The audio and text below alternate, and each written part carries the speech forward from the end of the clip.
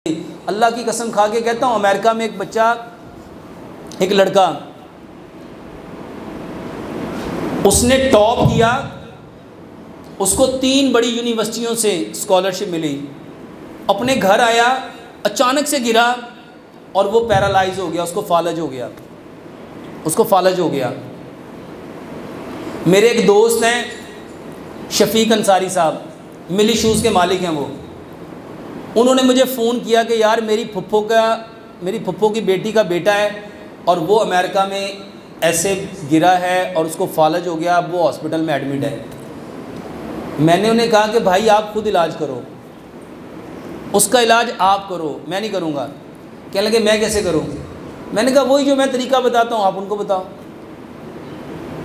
अल्हम्दुलिल्लाह सुम्मा अल्हम्दुलिल्लाह, डॉक्टरों ने कहा कि ये अब नहीं उठ सकता, इसकी पूरी बॉडी पैरालाइज हो गई है।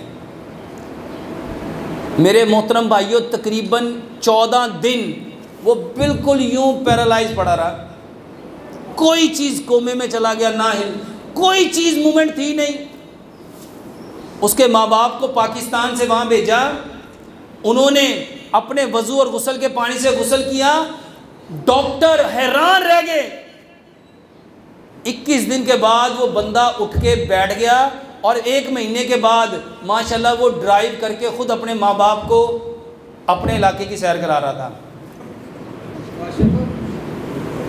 कोई दवाई नहीं, सिर्फ माँ बाप के वज़ू और गुस्ल के पानी से गुस्ल देना है।